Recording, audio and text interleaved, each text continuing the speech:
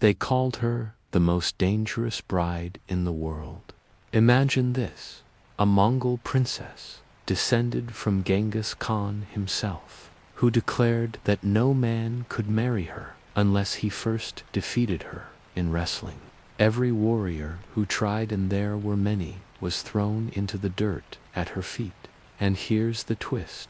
Each loser had to pay her 100 horses. By the time her legend spread across the steppes, Khutulun owned thousands upon thousands of the finest horses in Mongolia, and not a single man had ever beaten her. She wasn't just a wrestler. She was a warrior who rode beside her father into battle, leading 10,000 cavalry of her own, charging through enemy lines with the fury of a storm. Even Marco Polo himself wrote of her, astonished by a woman who could seize men on the battlefield as easily as a hawk takes a chicken. But her story has a darker side, because in the end, the world could not tolerate a woman with such defiance, such dominance. Her victories made her a legend, but they also made her enemies. And here's the secret you were never supposed to know. Khutulun's life was not just about wrestling husbands or collecting horses. It was about survival in a world of betrayal, ambition, and blood-soaked politics. She fought not just for her freedom, but for the future of an empire. The Mongol steppes in the late 13th century were a world of chaos, ambition, and shifting loyalties. Once, under Genghis Khan, the Mongol Empire had stretched like an unbroken sea across Asia and into Europe, its cavalry unstoppable, its thunder feared in every corner of the world. But by the time Khutulun was born in 1260, the empire was fractured. Brothers, cousins, uncles, all descendants of Genghis Khan, at each other in endless wars of succession. It was a world where power was seized, not inherited. A world where survival meant strength. Khutulun was born into this storm as the daughter of Kaidu, a powerful Khan who ruled over Central Asia and sought to claim supreme authority over the Mongol world. From the moment she could walk, she was surrounded by warriors, horses, and weapons. Unlike other princesses, Khutulun was not confined to silken tents or lessons in embroidery. She grew up riding at full gallop across the open steppe, bow in hand, wind in her hair, learning to shoot from horseback before most children learned to write their names. Her father, Kaidu, saw something in her. He had many sons, but Khutulun was different, fierce, clever, untamed. While her brothers jostled for his attention, she earned it by matching them in every test of skill. Wrestling, the most sacred and celebrated sport of the Mongols, became her proving ground. She wrestled boys twice her size, throwing them into the dust with a speed and strength that shocked onlookers. Wrestling was no mere game. It was a reflection of honor, of spirit, of worth, and Khutulun excelled. The Chronicles say she grew tall and broad-shouldered, strong as any man. Her grip was unbreakable, her technique flawless. She mastered the art of BDH, the traditional Mongol wrestling that was as much about strategy as raw strength. Soon it became clear there was no man in the realm who could beat her, and with each victory, her reputation grew. But Khutulun wasn't content to wrestle only for sport. She rode with her father into war.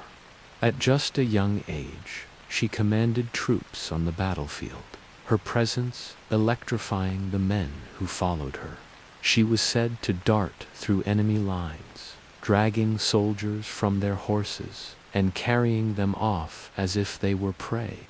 Marco Polo himself, who traveled through the Mongol lands, wrote in astonishment, "This damsel is so strong, so stout, that she will wrestle with any man and vanquish him. It was in this world that Khutulun made her declaration. No man could marry her unless he defeated her in wrestling. It was a scandal, a challenge, and a declaration of absolute defiance. For Mongol princesses, marriage was politics. They were expected to bind clans and cement alliances. But Khutulun refused to be traded like a pawn. She would not marry unless the man proved himself stronger than her. At first, her father humored her. Let her wrestle, let her scare off suitors. But as time went on, Kaidu must have realized the deeper meaning. His daughter's independence made her both an asset and a liability. She drew admiration from the men, but also envy. No Khan could appear weak, and Khutulun's refusal to yield unsettled the balance of power. And yet, suitors came, princes, warriors, nobles. They lined up to win her hand, lured not only by her beauty and lineage, but by the prestige of marrying the undefeated daughter of Kaidu. But one by one, they fell. Each man who dared to wrestle her was thrown to the ground, and each time, as tradition demanded, the defeated suitor paid her 100 horses. Her herds grew. 100 horses became 1,000. 1,000 became 10,000. The steppe shook with the thunder of her wealth. By the time her legend rippled across Asia, Khutulun possessed 40,000 horses, each one a symbol of her victories. Her tent became a fortress, surrounded by horses, guarded by her own warriors. She was no longer just Kaidu's daughter. She was Khutulun, the undefeated, the unconquered, the woman who could not be bought or bested.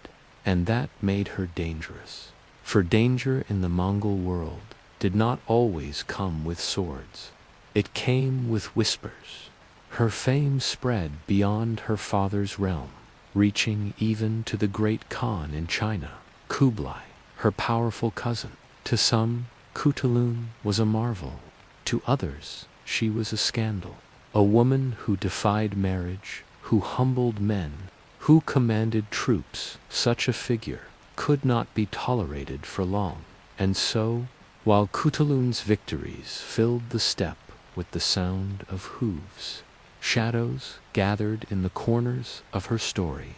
Rivals plotted against her father. Brothers eyed her power with suspicion. And somewhere in the distance, the fate of the Mongol Empire hung in the balance. Because Khutulun's life was not just about wrestling husbands or collecting horses. It was about loyalty to her father, about the survival of her clan, about whether a woman could stand at the heart of Mongol power without being broken by it. The open steppe is a place of legends, and in Khutulun's youth, it was also a place of war. Her father, Kaidu, was locked in a ceaseless struggle against his cousin, Kublai Khan, who had declared himself the great Khan and moved the heart of the empire to China. Kaidu refused to bow, believing that the Mongol spirit belonged to the vast plains and not to the palaces of the south. His defiance kept Central Asia aflame with conflict, and it was on these battlefields that Khutulun carved her reputation. From the moment she was old enough to ride at her father's side, Khutulun was not a bystander. She was a presence. Kaidu trusted her with commands that would have broken lesser men. She rode into battle, flanked by her 10,000-strong cavalry, her banners fluttering like hawks in the wind. To see her in the saddle was to see the steppe personified, graceful and unyielding, swift and merciless. The Chronicles tell us that she had a gift for reading the battlefield. While her brothers and cousins fought with brute force, Khutulun struck with precision.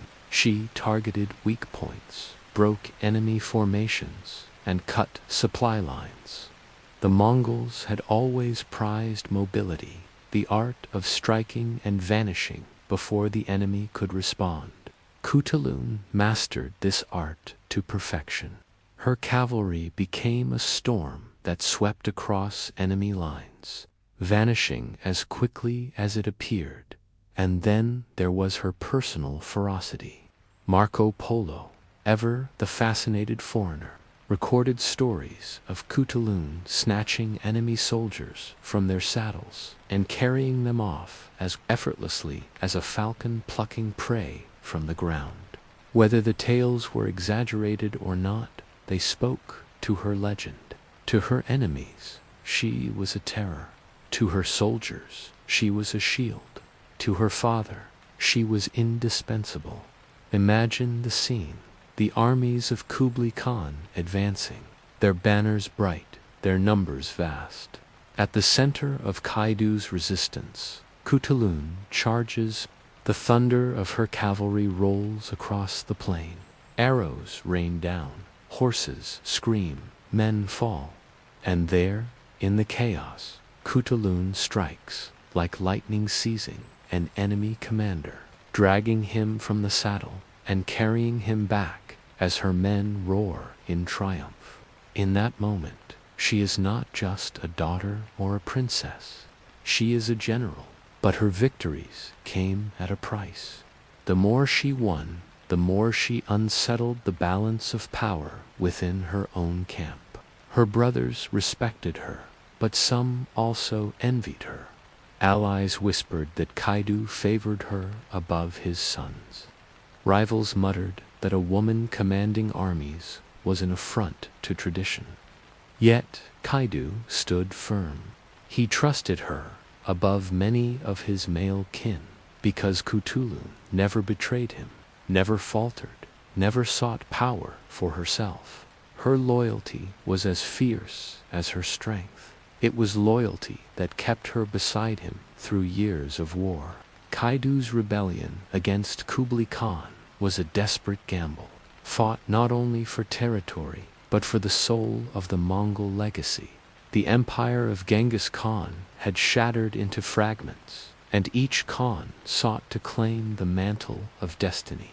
Kaidu's claim rested not only on his bloodline, but on his ability to resist Kublai's might, and Khutulun's victories gave his claim weight. She was more than his daughter. She was his right hand. When Kaidu convened councils of war, Khutulun's voice carried as much weight as that of any general. When he needed swift raids or decisive strikes, he turned to her. Again and again, she proved her worth, not through inheritance or politics, but through results. Yet, even as she thrived on the battlefield, pressure mounted on another front: marriage. By now, Khutulun's vow that no man could marry her unless he defeated her in wrestling had become notorious. Suitors came from across Asia, eager to win both her hand and her prestige. They left humiliated, bruised, and poorer by 100 horses. Her collection of horses had grown into a herd the size of a kingdom's wealth. To the Mongols, horses were not just animals. They were status, mobility, survival. Khutulun's herds thundered across the steppe, 40,000 strong, a living monument to her victories. But while her fame as a wrestler amused some and awed others, it also fueled resentment. Enemies whispered that she was too proud, too wild, too dangerous. Still, Kaidu supported her. For him, her defiance was proof of her strength. He understood that Khutulun was not just preserving her freedom, she was making a statement. She would not be bartered for alliances, would not be reduced to a pawn. If she married, it would be on her own terms, and for now, no man could meet them. Her independence, however, came with risks. Politics in the Mongol world was built on marriages as much as on battles. Every princess was expected to cement alliances, to bind clans together. Khutulun's refusal made her a target of gossip and criticism. Her victories on the battlefield silenced some, but others saw her as a liability. And behind the whispers, Kublai Khan loomed, ever eager to exploit divisions among his enemies. The wars dragged on. Kaidu grew older, his strength waning, though his will never broke. Khutulun remained his fiercest defender, fighting battle after battle, riding across the steppes with the fire of her ancestors. But she could not fight time. Her father's health faltered, and with it came a question that had haunted their family for years. Who would succeed him? Khutulun had proved herself more capable than many of her brothers. Some even claimed Kaidu considered naming her his heir, an unprecedented move in Mongol history. But such a decision would have set the steppe aflame. A woman Khan. Too many. It was unthinkable. And yet, Khutulun's power made it possible, at least in whispers, at least in the hearts of those who had followed her into battle and knew her worth. The tension grew unbearable. Rivals sharpened their daggers. Allies waited to see which way fortune would turn. And Khutulun, still undefeated in wrestling, still undefeated in loyalty, stood at the edge of destiny. Her story was moving toward its most dangerous chapter. Because in the Mongol world, victories were fleeting, alliances fragile, and even the strongest could fall to betrayal. Khutulun had beaten every suitor, every enemy, every rival who faced her openly. But what about those who struck from the shadows? The years of endless war carved deep lines into Kaidu's face. Once a tireless warrior who thundered across the steppe with his armies, the Khan was now aging, his body worn by decades of struggle against his cousin. Yet his will remained iron. He would not bend. He would not submit. And as long as his heart beat, he believed the steppes still belonged to the heirs of Genghis, who remained free of the Chinese court by Kaidu's side. As always was Khutulun.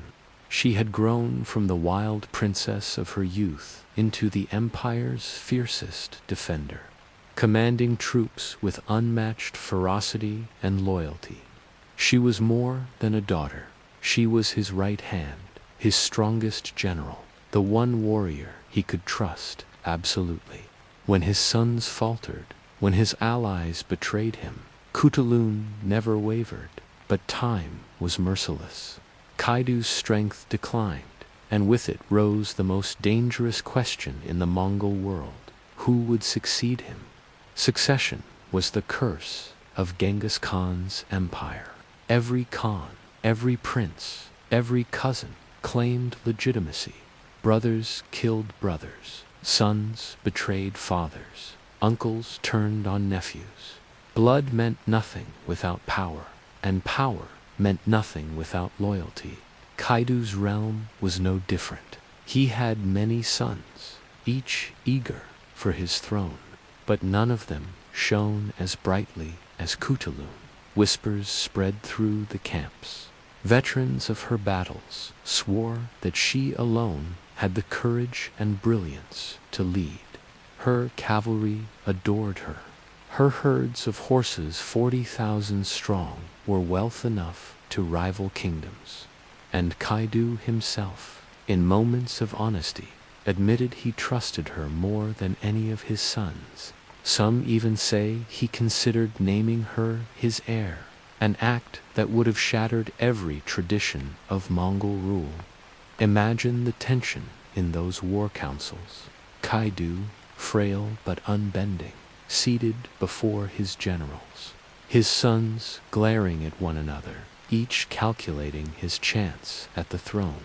And there, Khutulun, her presence impossible to ignore, her victories undeniable, her independence legendary. She was not supposed to be a contender, yet she overshadowed them all. The prospect of a woman Khan divided the steppe. To her followers, it was destiny. To her enemies, it was a nightmare. A female ruler would append centuries of tradition, threaten alliances, and humiliate rivals. For every voice that praised her, 10 whispered against her. Meanwhile, the war with Kublai dragged on. Kaidu's resistance weakened, his forces stretched thin. Though Khutulun's brilliance won victories, they could not halt the tide forever. The great Kublai, entrenched in China, wielded resources beyond imagination. His armies pressed relentlessly. Kaidu's rebellion, though defiant, was crumbling.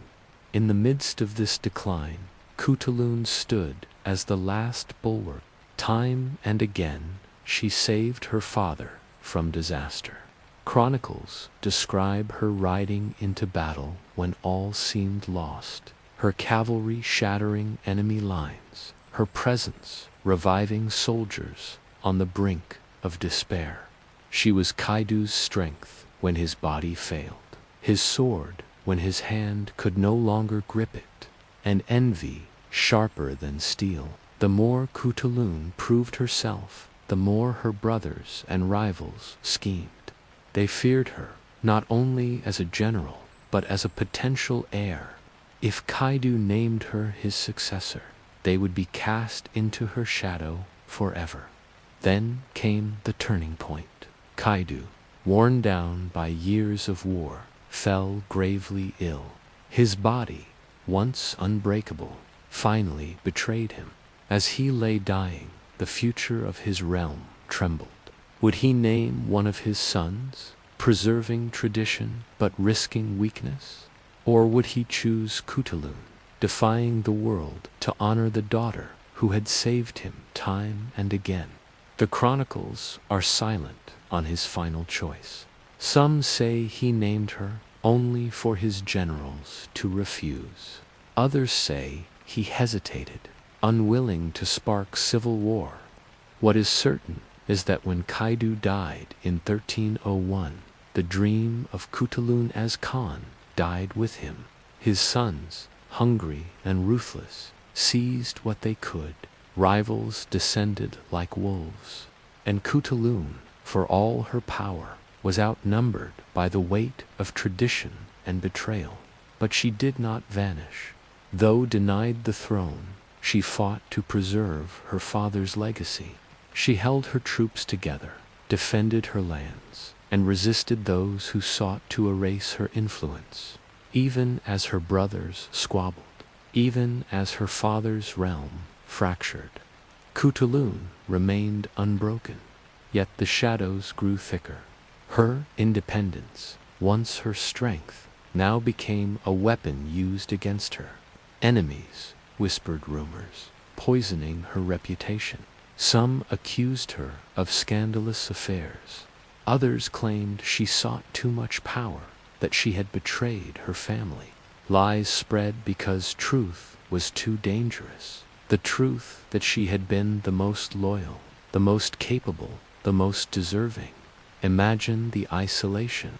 The woman who had wrestled every suitor into the dirt, who had commanded 10,000 cavalry, who had stood unflinching before the armies of Kublai, now surrounded by rivals who hated her, allies who feared her, brothers who resented her.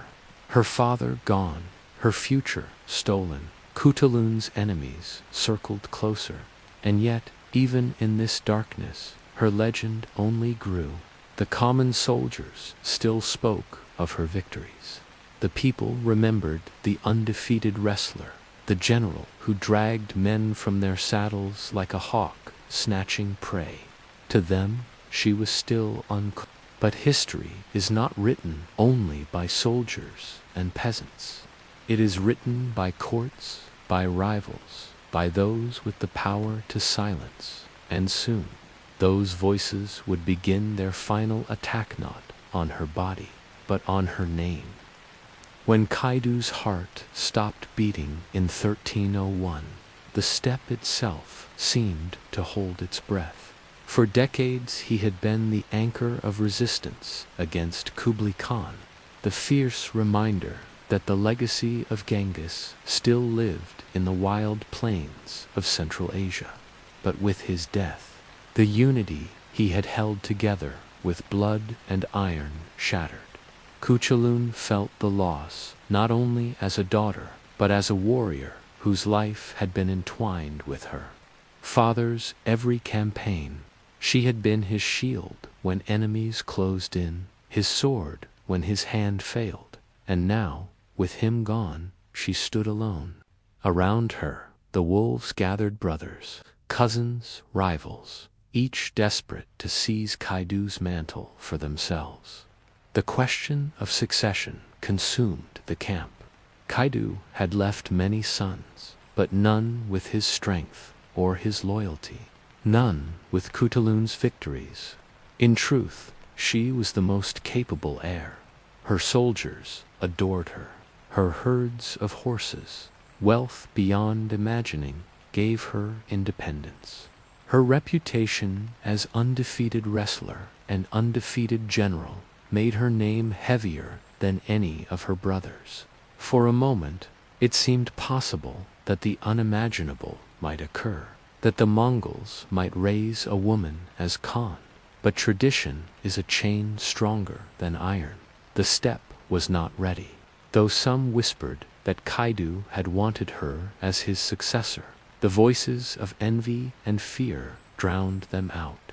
Her brothers, unwilling to submit to their sister, moved quickly to secure power. Allies deserted her. Rivals painted her ambition as scandal.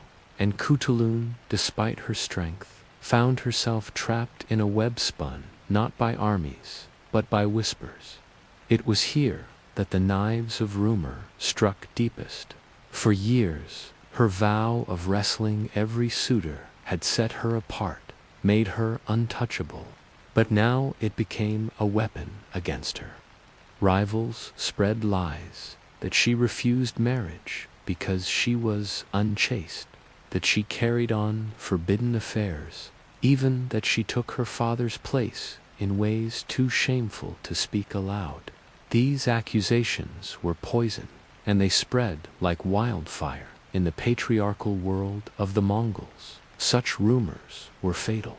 No matter her victories, no matter her loyalty, the stain of scandal undermined her power. Enemies whispered in the ears of allies, twisting her independence into corruption. Soldiers who once adored her began to doubt. The very strength that had made her a legend now made her vulnerable, and Khutulun, fierce as she was, could not wrestle whispers. She could not seize a rumor and pin it into the dirt. She could only fight on, knowing that each day her enemies tightened the net. Still, she did not bow. She continued to command her forces, continued to fight for her family's survival. Even after her father's realm fractured, she led men into battle, her presence still inspiring awe. But the weight of betrayal pressed heavier. Brothers who should have been allies became rivals. Generals who should have stood with her turned their eyes to safer causes. Piece by piece, the power she had built began to crumble. There are two versions of her end, each tragic in its own way. Some say she was assassinated, betrayed by those closest to her, cut down not on the battlefield but in the shadows. Others claim she died in battle, riding as she had always lived, fighting to the last breath. The truth is hidden, buried beneath the lies her enemies spun. What is certain is that by 1306, Khutulun was gone. Her death was not marked with the thunder of drums as her father's had been. No great funeral honored her as a general. The court, eager to erase her power, let her memory slip into silence. Even her reputation as a wrestler was twisted by rumor, reduced from a symbol of independence to a scandalous tale. History, written by those who feared her, sought to bury her alongside her body. But legends have a way of surviving, even when courts conspire to kill them. Among the common people, her story lingered. Veterans remembered her on the battlefield, her grip like iron, her cavalry swift as storms. Families passed down tales of the princess who collected horses, who humbled suitors, who fought beside her father. And centuries later, when the Mongols had faded into memory, her legend resurfaced, too fierce to be silenced forever. Imagine her final days. Perhaps she sat in her tent, the banners of her victories hanging dim in the firelight, listening to the mutter of soldiers outside. Perhaps she knew her enemies were closing in, yet refused to flee. Perhaps she thought of her father, of the bond they shared, of the battles they fought together, and perhaps she smiled, knowing that even if her enemies killed her, they could not erase the truth. Khutulun had lived on her own terms. She had wrestled every suitor into the dirt. She had commanded men who would have laughed at the thought of following any other woman. She had stood against the greatest empire in the world and carved her place in history with blood and defiance. And though her enemies tried to bury her, her name lived on, in whispers, in legends, in the astonishment of travelers like Marco Polo, even centuries later. Her story inspired poets, writers, historians, anyone who heard of the princess, who refused to yield. Her death may have been quiet, but her legacy was thunder. Khutulun's body may have been buried in silence, but her spirit refused to stay hidden. The Mongol courts that had sought to erase her could not silence the voices of the steppe. Her story lingered in the songs of soldiers, in the whispers of elders, in the memories of those who had seen her wrestle princes into the dirt and drag warriors from their saddles. But memory is fragile, and in the centuries that followed, her legacy twisted into many forms. Some painted her as a scandal, others as a marvel, still others as a warning. And yet, through every retelling, one truth endured. Khutulun had been extraordinary. Travelers carried her tale far beyond the Mongol plains. Marco Polo's writings spread her fame across Europe, astonishing readers with stories of the undefeated Mongol princess who refused every husband unless he first beat her at wrestling. To foreign ears, she seemed almost mythical, barbarian queen of impossible strength, a woman as wild as the steppe itself. Some doubted she could have been real. Others, fascinated, wove her into romances and legends. In Persia, poets folded her story into their own epics. In Europe, her image warped into the fantastical centuries later. Her life inspired characters in operas and ballets, most famously Puccini's Turandot. In that opera, the icy princess demands that suitors answer riddles on pain of death, echoing Khutulun's impossible challenge to her would-be husbands. Yet in the opera, the princess is tamed by love, her defiance melted away by a man's persistence. It was a distortion, a reshaping of Khutulun's story to fit the expectations of a world uncomfortable with an uncrewed woman. But the truth is sharper than fiction. Khutulun was never tamed. She was never conquered. She chose her own path, defying tradition, defying politics, defying the empire itself. Her refusal to be bartered as a pawn, her mastery of wrestling, her command of cavalry, These were acts of rebellion as much as survival. She demanded respect in a world that sought to silence women, and she earned it not through compromise but through strength. Still, her story reminds us of the fragility of memory. For every veteran who remembered her as a general, there were chroniclers who erased her. For every soldier who whispered of her courage, there were courtiers who called her a scandal. History, written by men in halls of power, sought to diminish her, but legend, carried by people, refused to let her vanish today.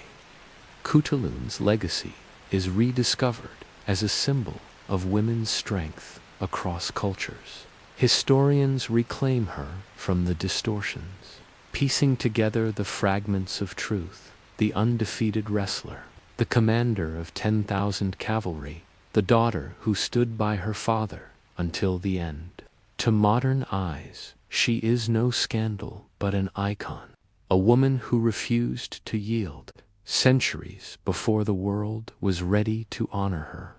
Her legend resonates not only in Mongolia but across the globe. For every young woman told she cannot fight, cannot lead, cannot defy tradition, Khutulun stands as proof that she can.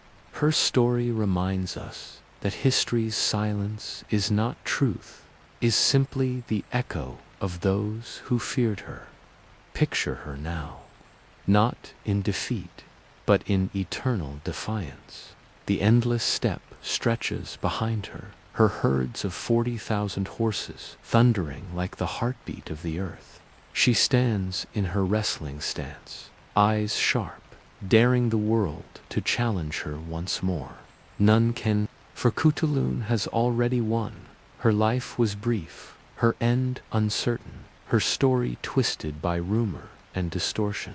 Yet her essence endures, a woman who fought on her own terms, who commanded armies and suitors alike, who chose freedom over fear, strength over silence. Khutulun, princess of the steppe, daughter of Kaidu, wrestler of every would-be husband, general of 10,000, hawk of the battlefield.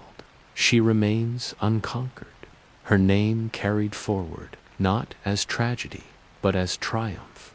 And if you listen closely, perhaps you can still hear her challenge across the centuries: defeat me if you can.